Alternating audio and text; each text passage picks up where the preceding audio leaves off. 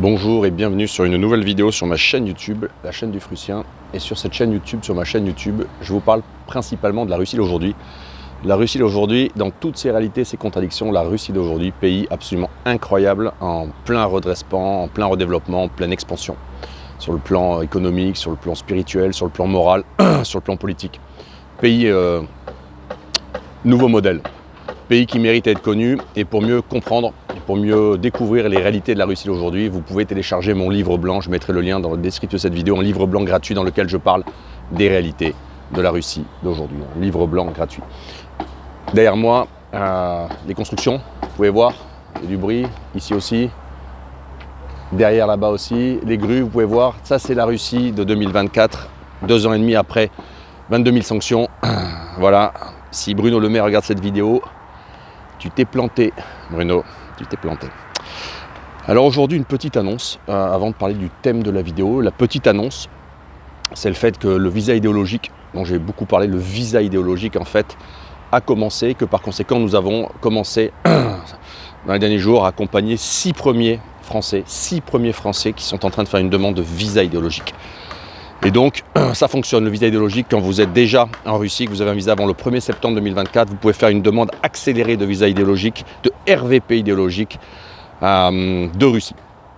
Si vous êtes hors de Russie, si vous avez obtenu un visa après le 1er septembre 2024, à ce moment-là, il faut passer par la case de l'ambassade de Russie de votre pays de résidence, obtenir un document, écrire un document à l'ambassade, obtenir en fait un visa de 3 mois et venir pour déposer le permis de séjour. Et nous vous accompagnons, je le fais avec les équipes de la députée Maria Boutina qui est en charge du projet. Donc si vous avez des questions, des demandes, ou que vous êtes en Russie et que vous voulez faire un RVP idéologique de 3 ans, un RVP, eh bien vous me contactez par email. Alors aujourd'hui, je suis dans une zone complètement en chantier, hein. Je vais vous montrer un petit peu aujourd'hui. Je voudrais faire une vidéo sur un thème important, un thème auquel je pense depuis très longtemps. Je mange derrière. Ils sont en train de refaire tous les quais là, vous voyez, en longueur, et puis on voit derrière les immeubles en construction. Voilà, c'est que des résidences nouvelles qui vont apparaître pour des gens qui vont acheter. Aujourd'hui donc je voudrais faire une vidéo sur un thème qui est vraiment un thème particulier, un thème compliqué, un thème dont on ne vous a sans doute quasiment jamais parlé, voire peu parlé. Mais je voudrais moi vous en parler. Le thème, c'est le titre de la vignette qui illustre cette vidéo, c'est s'expatrier, immigrer et après. Et je vais vous expliquer ce que je veux dire par là et pourquoi vous devriez, vous qui êtes en réflexion potentielle pour venir déménager, de France en fait, de Suisse, de Belgique, de Canada, et venir vous installer en Russie. Je voudrais vous expliquer pourquoi c'est important. Il y a du bruit, donc je vais m'éloigner. Et pourquoi vous devriez vraiment prendre en compte de façon extrêmement sérieuse cette vidéo. Les gens que j'accompagne, ceux qui sont venus, ceux qui sont en train de venir, le gros flux de gens qui va venir et qui va sans doute grossir et croître, parce que maintenant il y a cette facilité administrative de pouvoir obtenir un permis de séjour et de rester en Russie, sans contraintes financières, etc. Il y a des choses que moi je vois, parce que je réfléchis beaucoup à vous, et je vous écoute et je vous observe. Et je voudrais vous faire part d'un ressenti que j'ai, un ressenti probable qui veut dire ce qui va se passer, et vous faire part aussi de mon retour d'expérience propre, du retour d'expérience des gens que je connais qui ont 10 ans, 15 ans, 20 ans de vie à l'international, en Russie, de quelque chose en fait. Et ce quelque chose, c'est le fait qu'en fait, je crois qu'il y a beaucoup de gens qui rêvent d'immigrer, de déménager. Ils rêvent en fait de quitter la France. Et là, je pense qu'il y a 2 moments clés. Le premier moment, c'est que quitter la France en soi n'est déjà pas possible pour tout le monde. Je sais que ça paraît idiot, mais par exemple, si vous regardez lorsque vous regardez les communautés françaises installées à l'étranger, alors je ne parle pas des communautés d'expatriés uniquement dans le sens que vous avez toujours ces communautés business dans tous les pays du monde, vous avez des entreprises françaises, elles envoient des travailleurs français pour bosser dans les pays, hein, c'est les expatriés. Bon, ça c'est un contingent qui existera toujours. Et ce contingent-là, en fait, il vote beaucoup Macron. Donc, on prend le résultat des votes à l'international dans les communautés françaises installées dans ces pays-là, on s'aperçoit que ça vote beaucoup Macron. Une aire de jeu derrière moi, vous avez vu? Une aire de jeu, voilà, un drapeau russe. Donc en fait, c'est un contingent qui sociologiquement, anthropologiquement, politiquement, n'est pas vous, n'est pas les gens qui me regardez. Vous êtes des gens plutôt conservateurs, vous êtes des gens plutôt à droite, vous êtes des gens orientés vers la Russie, les BRICS, etc. Donc c'est pas vous. Et en fait, ce qu'on voit, c'est que la majorité des gens qui sont à l'étranger, majorité des Français, hormis dans certains pays, alors c'est la Russie, c'est Israël, c'est je crois le Vietnam, hormis ces pays-là, ça vote majoritairement à gauche, ça vote Macron. C'est-à-dire que ce n'est pas des gens comme vous. Pourquoi? Eh bien parce que les gens comme vous, majoritairement, principalement, ils n'ont pas ou peu d'expérience de vie à l'étranger. Ils étaient particulièrement en tant que patriotes français attachés à la France. Et donc le fait de devoir déménager, pour eux, ça va être beaucoup plus déchirant, beaucoup plus difficile. Parce qu'il y a moins de culture internationale. Il y a une culture internationale peut-être chez les cadres sup, qui est une culture internationale de voyage d'affaires dans des pays. Mais ça, c'est pas habiter dans un pays, c'est du tourisme, hein, du tourisme business. C'est habiter à l'hôtel, etc. Donc, plausiblement, majoritairement, il y a des gens pour qui ça va être beaucoup plus dur en fait, beaucoup plus dur de déménager mentalement. Mentalement, quitter la France va être très dur. Et surtout, ça va être beaucoup plus dur de vivre dehors parce que c'est des gens qui n'ont pas vécu dehors, qui n'ont jamais voyagé, qui vont être complètement largués. C'est la première chose. Et donc, basé sur ça, il y a un raisonnement à faire. Le raisonnement, c'est lequel? C'est que les gens, pas tous, mais une grande partie, vraiment une grande partie des gens que j'accompagne, en fait, ils ont un projet réussi, logique, c'est cohérent. Vous voulez habiter dans un pays qui n'est pas en faillite, qui n'est pas dans l'agenda wokiste, qui n'est pas un pays dans lequel l'immigration augmente et l'insécurité aussi. Donc la Russie, c'est bien. Mais en fait, ce que je ressens, ce que je vois, ce qu'on voit avec les gens avec qui je travaille, et avec Valérian, avec Maxime, avec Evgenia, avec bientôt une nouvelle personne que vous allez découvrir, ce qu'on voit, c'est que, en fait, les gens sont focalisés, je dis bien, pour préparer leur voyage Russie et sur leur projet de vie, de déménagement en Russie, ils sont focalisés sur quitter la France. Quitter la France. Et que donc, en fait, leur temps de préparation du projet de venir déménager, vivre en Russie, il est absorbé par le fait d'être obsessionnel sur ce qui ne va pas en France et en permanence de ressasser et se justifier que oui, il faut vraiment qu'on en parte parce que. Et moi, ça il me semble que c'est une erreur de stratégie absolument terrible. Je vais vous expliquer pourquoi je pense ça. Parce qu'en fait, on a des gens qui viennent là, en Russie, ils n'ont jamais, ils ne savent même pas ce que c'est qu'un bortsch.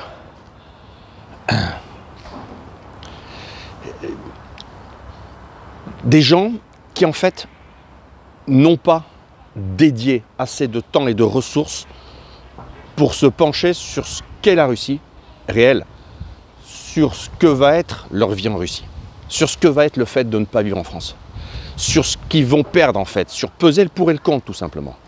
Ils ne l'ont pas fait.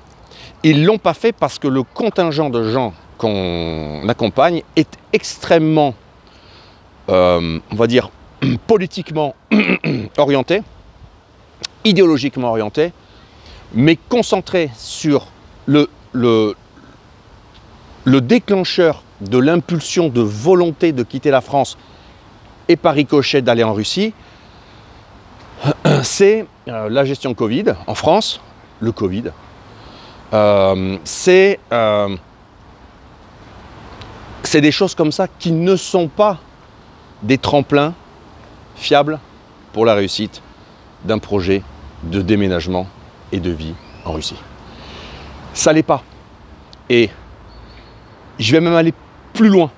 C'est que, certes, fuir l'agenda wokiste, vouloir se barrer de chez Macron, vouloir se mettre en sécurité physique et sortir de la France qui est gangrénée par l'immigration où la violence rentre partout, ça c'est cohérent dans un sens. C'est cohérent.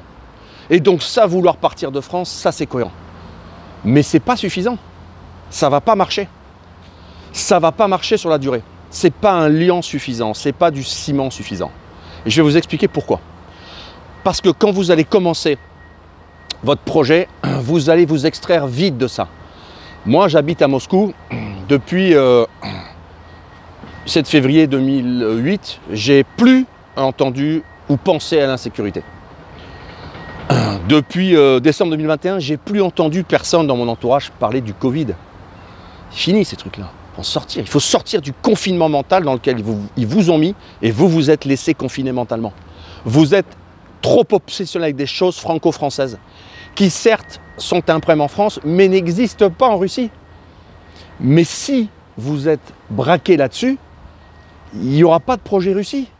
Parce que pour qu'il y ait un projet Russie, il faut se concentrer sur la Russie et oublier ces trucs-là. Il faut sortir du confinement mental.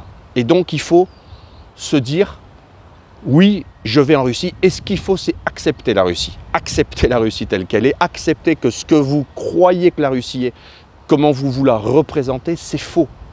C'est faux. C'est pas du tout comme vous pensez que c'est. Vous pouvez le savoir, vous n'êtes jamais venu habiter. Vous êtes venu en touriste, et vous avez passé quelques temps dans Moscou Centre et ça s'est bien passé. Mais ça ne va pas être votre vie en Russie. Hein.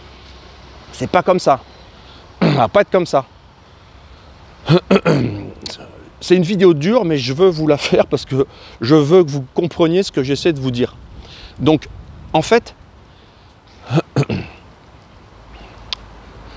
vous allez arriver en Russie, tous ces problèmes-là, le Covid, machin, vide, ça n'existe plus. Il n'y a pas de sécurité, il n'y a pas de wokisme. Vous allez voir des gens normaux, des femmes belles, des hommes virils.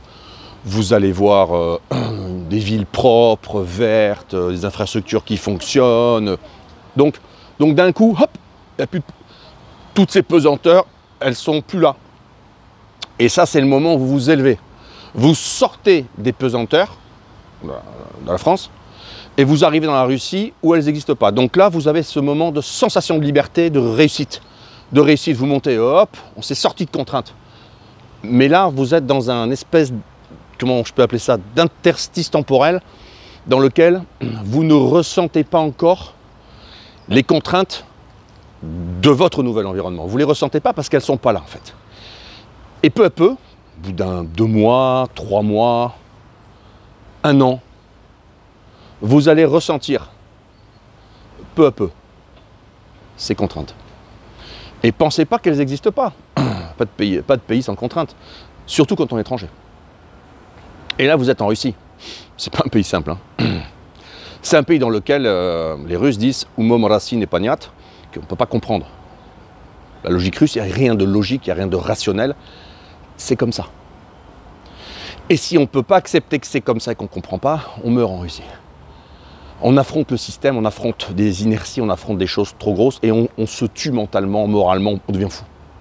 Voilà, on devient fou. Moi, je connais des Français qui ont pété des plombs ici, ils se sont barrés. Hein.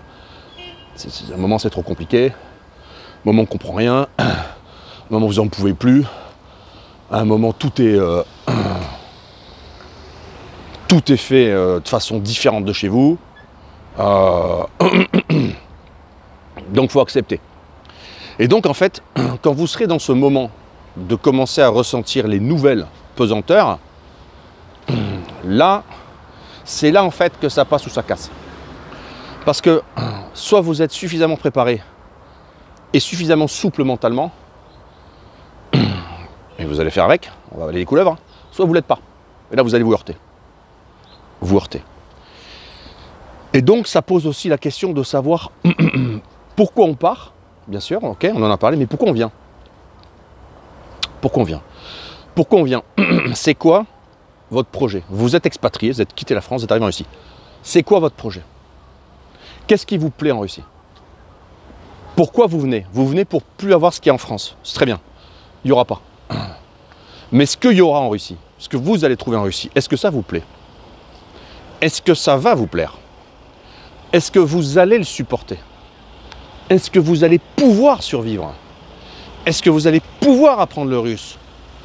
J'ai discuté avec des gens là récemment, ils me disent oui mais on va vite apprendre le russe dès qu'on sera en Russie. Bon. Ce qui est sûr, c'est que vous n'apprendrez pas le russe hors de Russie, mais il n'y a aucune certitude que vous appreniez le russe en Russie. Hein. Parce qu'en Russie, vous allez au début quand même être occupé à beaucoup de choses nouvelles. Maîtriser l'environnement, vous adapter à l'hiver, apprendre à faire vos courses, l'administration. Attention, hein. Les gens que j'accompagne là, petit clin d'œil pour certaines personnes qui sont empêtrées dans l'administration là, c'est long, c'est dur, pas sûr d'en sortir, pas sûr de s'en sortir. Donc en fait, à un moment, il y a une question de projet.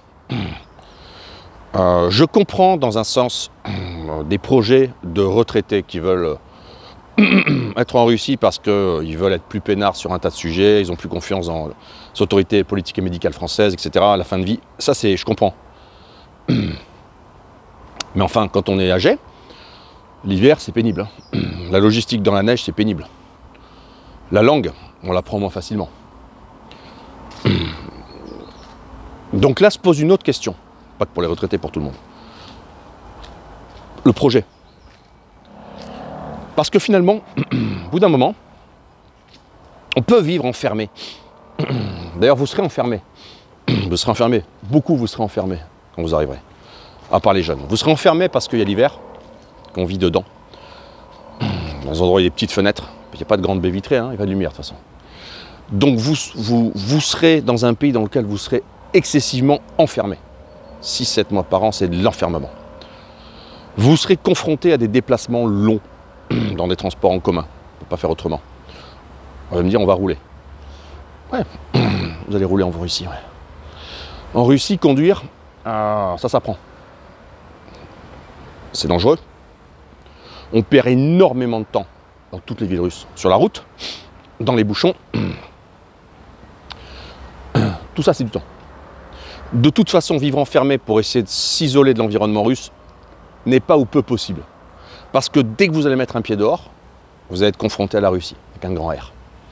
Assez logique, c'est dynamique, c'est façon de faire, c'est mode opératoire, à la langue russe, administration.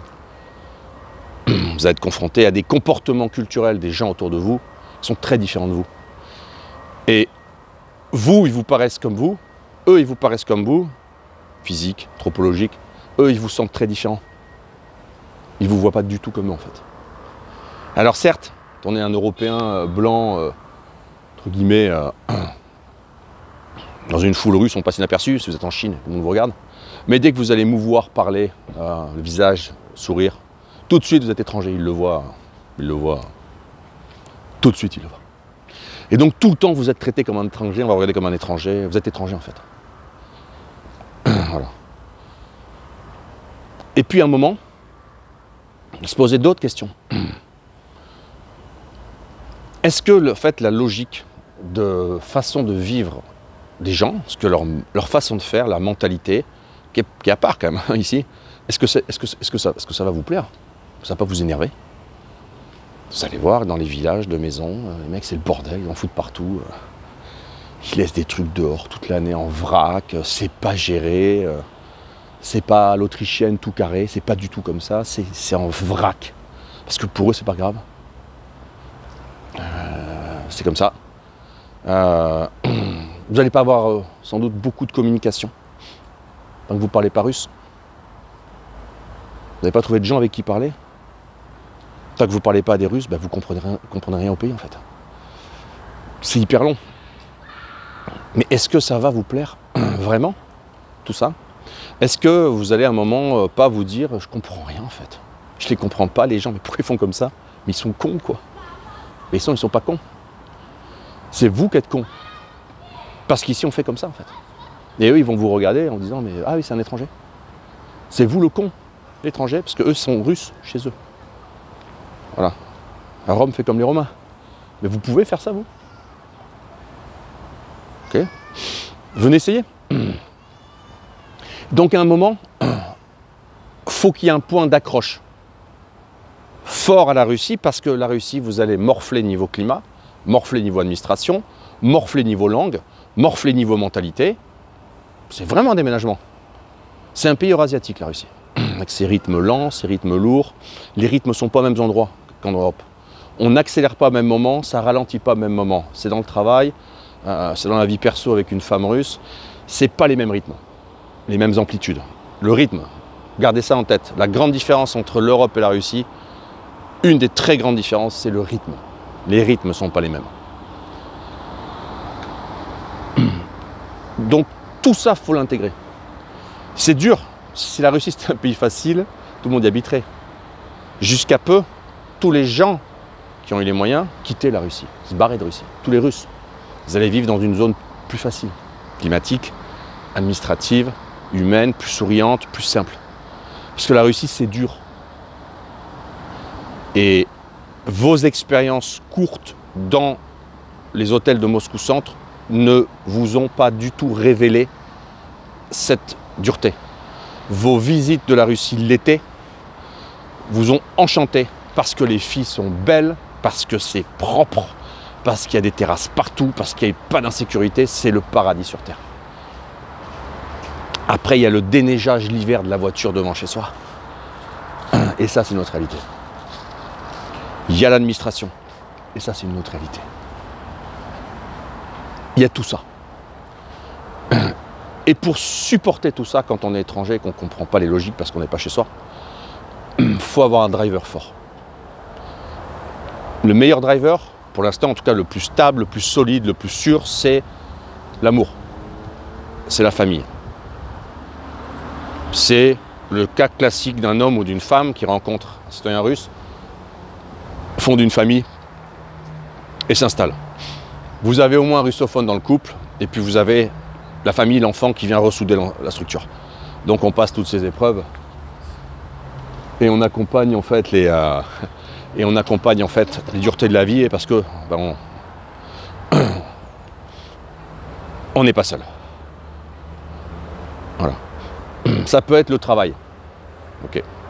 Je bosse en Russie, je lance du business en Russie, je m'installe en Russie. Ça peut être la langue. J'ai une passion pour la langue russe, la culture russe. Mais il faut avoir quelque chose. Il faut avoir un lien qui vous lie, qui vous relie, qui vous consolide au pays. Parce que si vous ne l'avez pas, je vous montre derrière encore pour Bruno. Voilà. Oh, voilà. Hein 22 000 sont sur mon cul. Il faut avoir un lien fort, quelque chose qui vous drive vers la Russie. Il faut le trouver, ce lien. Il faut avoir un projet. Partir de France, c'est une partie du voyage. Atterrir en Russie, c'est, dans un sens, le meilleur choix aujourd'hui. Venir vivre à Moscou, ouais, top. Après, il faut un projet. Il faut une raison. Parce que tout ce qui vous a drivé pour partir de France, tout ce qui vous a motivé, tout ce qui a initié ce processus va disparaître du jour au lendemain. Vous serez nu en Russie. Nu face à la Russie. Et là, va falloir se confronter, s'adapter, s'intégrer, s'ajuster, vivre, survivre. En fait, va falloir arriver à faire votre place en Russie et découvrir, est-ce que la Russie, ça vous plaît, est-ce que c'est fait pour vous? Ok. Et croyez-moi, croyez-moi, moi je suis parti à 30 ans, et 16 ans. J'ai coupé les ponts avec la France. Vraiment. Je ne suis pas allé en France depuis des années, j'ai pas envie d'y aller, j'ai coupé les ponts. Moi j'ai fait un voyage, j'ai pris un billet unique, je me suis barré de chez les fous, chez les dingos, et ça a été le meilleur choix de ma vie. Mais je suis parti à 30 ans. Et puis j'avais dans les bras une jeune femme blonde, démerdarde, débrouillarde, de 22 ans à l'époque. Donc j'avais un driver fondamental, essentiel. Un driver avec lequel j'avais un projet. Et une personne russophone. Certes, une personne qui a redécouvert la Russie, puisqu'elle a vécu en France toute sa vie. Donc, personne qui s'est en quelque sorte ruspatriée, en même temps que moi. Mais elle s'est ruspatriée avec la langue russe. En fait, la grosse différence, c'est ça. Et si vous arrivez en couple franco-français et que vous n'avez pas la langue russe, difficile. Parce qu'effectivement, vous serez entre vous. Alors, ça peut être un choix de vous dire, je m'installe à Moscou, je fréquente des Français pro-russes, des Français russifiés, je vais fréquenter les réseaux du Frussien. Ouais, moi je suis à fond pour, hein. Présente tous les gens qui savent que je présente tout le monde, c'est super. Mais c'est pas viable sur la longue durée. Et puis ça veut dire vivre à Moscou. Et vous êtes nombreux à me dire, mais moi je vais habiter à Nijni, on va bientôt parler de Nijni. Dans une petite semaine. Je veux aller à Nijni, je veux m'installer ici. Ouais, mais là-bas, vous serez livré à personne. Il n'y a pas de français là-bas, il n'y a pas de francophone. Et vous ne parlez pas russe. Comment vous allez faire? Et puis vous allez être entre vous, donc en mode bloqué. Et puis vous allez être en quelque sorte, vous serez curieux pour les Russes. Ils se disent, mais qu'est-ce que vous faites là? Ils comprennent, mais vous ne parlez pas leur langue. Donc, eux, ils comprennent pourquoi vous êtes là. Vous savez pourquoi vous êtes là. Mais vous n'avez pas de langue commune. Donc, il y a la dimension de la langue, c'est certain. Et l'autre dimension, dont j'aime à parler quand je ruspatrie les gens, c'est le mode opératoire. La russité. Comprendre les logiques. C'est pas comme chez vous. C'est pas la peine de me dire, oui, mais on fait partout comme ça, ou... non, ça marche pas en Russie, ça. Et si vous ne comprenez pas ça, ben c'est que vous n'avez pas du tout compris où vous allez habiter. Il y a des groupes de pays, en Asie, en Europe, dans lesquels il y a une vie de surface assez planifiée, normalisée, compréhensible. C'est des pays qui ont une expérience touristique forte avec beaucoup d'étrangers, qui ont mis en place une espèce de dispositif de logistique pour ces touristes. C'est des pays qui sont reliés à d'autres pays par des modes opératoires. Par exemple, on a tous les pays européens qui sont très unifiés, très normifiés. Vous avez des pays de l'OTAN qui fonctionnent malgré tout selon des règles assez communes. Puis vous avez des pays dans lesquels c'est différent. Les pays civilisations, c'est l'Inde, la Chine, la Russie. Ils vous paraissent comme vous, les Russes, mais quand même, ils sont très différents. Et leur façon de faire, elle est très différente. Voilà. Est-ce que j'ai rien oublié de tout ce que je vais vous dire? Ça fait des jours que je pense à cette vidéo. Le projet. Je suis en Russie le premier jour de ma nouvelle vie. Et ah oui, mais ici, il n'y a pas le Covid, on ne fait pas de vaccin. Ok.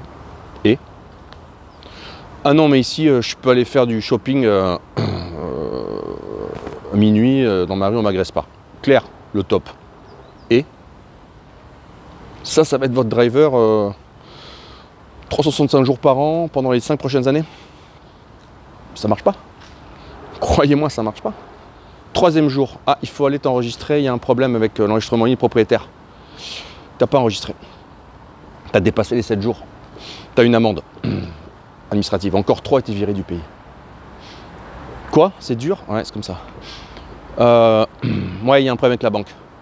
Ouais, parce que c'est un statut non-résident, donc c'est pas clair. Ouais, demain, moins 26, tempête de neige. Ouais, il y a du monde, hein, c'est Noël. Infernal.